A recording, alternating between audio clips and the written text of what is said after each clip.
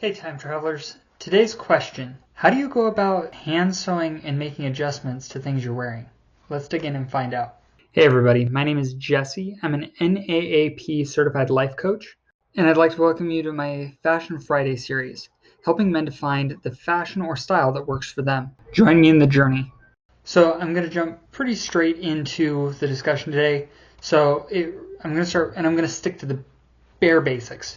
So this would be what I would consider hand sewing 101. First off, starting off with the basics of what you're going to need to sew, and the bare bones is going to start with needle and thread. So basic needle, and I've got black thread on this one. I also recommend having white thread. Between the two of them, you can sew most garments, depending on whether you're dealing primarily with white thread or black thread. Will kind of vary depending on which one you're going to want primarily. Also, I recommend scissors, whether they're like this and just a set of craft scissors laying around the house, whether you're looking at a more heavy-duty formal fabric scissors, whether they're just little pocket scissors like these ones, which you can get at most craft stores or at least variations of them, or whether you want to go fancy and get a pair like this that are more show than function. I'll use them just for kicks and giggles on occasion.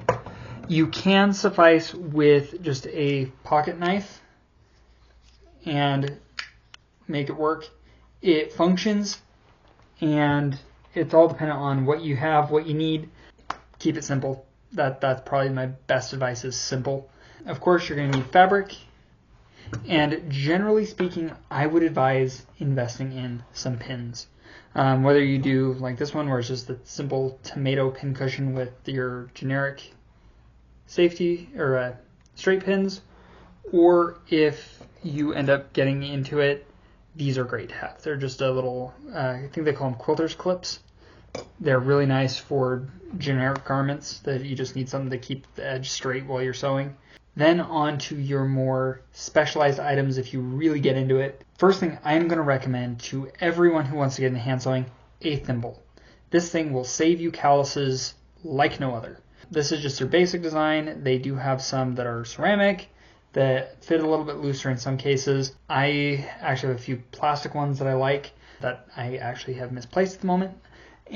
Or if you're really wanting to invest in doing some really heavy duty, something like this may be worth investing in. This is a heavy-duty saddler's thimble. So if you're doing any kind of leather work that you're doing a lot of sewing on by hand, these are great. Although at that point, I might also recommend investing in specific leather or Glover's thimble or Glover's needles, and or a leather working awl.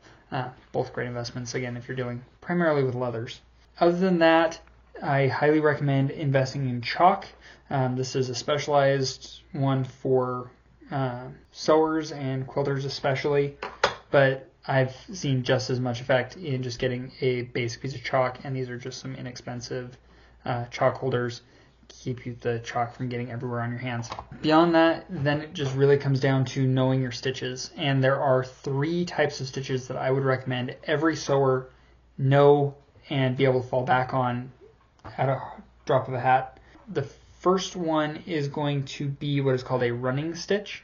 And let me go ahead and change the camera angle on this one so you can see what I'm doing down here. So your basic running stitch, also known as your straight stitch, is simply going back and forth through the fabric like so. And then pushing or pulling the needle through.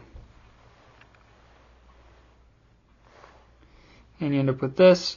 It works really well if you need to do any kind of gathers, or if you're wanting to gather, just kind of pull it tight, or if you're doing any kind of basting stitch, which is generally referred to as a temporary stitch, at which point you just lengthen the stitches. So for a basting stitch, and I also generally for a basting stitch don't tie off the end, you want to go for usually anywhere from 1/4 to 1/2 inch per gap.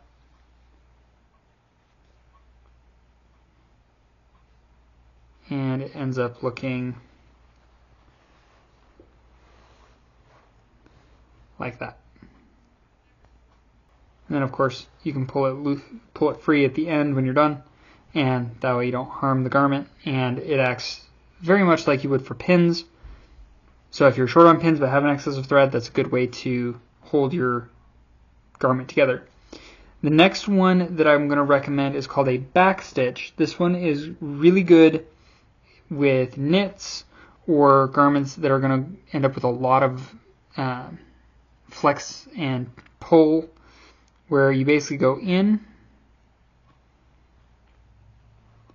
to the article and then you come back and move just a little bit further.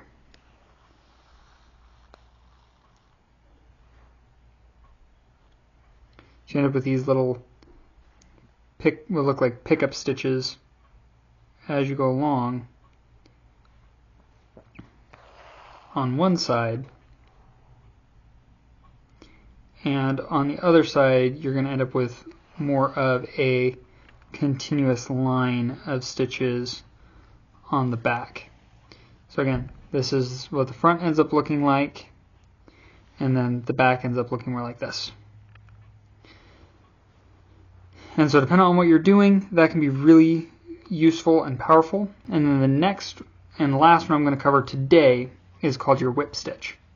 So this one is very useful on, again, garments that you have a lot of flex to, or knits. This works really well, where usually what you'll do is take and just go around and through at an angle. So you end up with this kind of a zigzag. Now if you're working on anything with an edge, this can be used very well to yank it all together, so you end up with less fraying, because when you pull it tight it'll do this kind of maneuver, and so it'll pull all of the fabric together and pull in fraying edges and kind of give it a spot to hold on to. It's really good on anything that has kind of a fixed edge, or if you have a edge that is folded over. So if you have something like, for example, if you're working from an outside edge and want to give a cleaner finish look, you can very easily come in and do a whip stitch, just picking up a little bit on each side, pulling it together, and creating kind of the illusion of it being sewn on the inside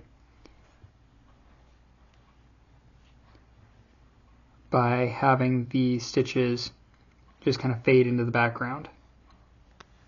So again, it all depends on kind of what you're after and how you want it to disappear, whether again a whip stitch is your best option, because again, it is a very simple, very easy stitch to learn.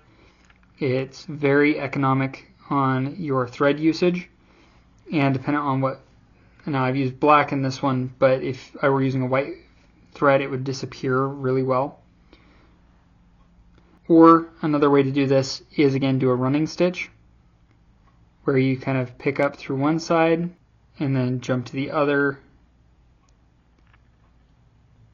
and just kind of weave back and forth through like so, and then when you pull through, again, it just kind of disappears into the framework. So again, it all kind of depends on what you're after, how you're trying to get to finish, whether you're trying to secure something on the outside, whether you're just trying to get the stitches to disappear, which one you're going to want to use. But between those three stitches, you really do have the majority of what you need to take care of in most sewing projects addressed and taken care of pretty easily. So share your thoughts, tell me what you think. Let me know if you think I forgot something. Thanks for joining me today. Now, if you think I've gone off the deep end and I'm off the rails, call me out. Let's have a discussion about it. Let's see if we have an opportunity to grow or learn from each other. Otherwise, if you just need some help implementing this, reach out. I'm here for you. I'd love to help. I'd love to give you a hand. Or who do you know who could get value from this video? I invite you to share it with them. Now, don't forget to like and subscribe so you don't miss out on notifications on future uploads and videos. And let's be the change that we want to see in the world. Join me. One person at a time, let's watch this avalanche begin.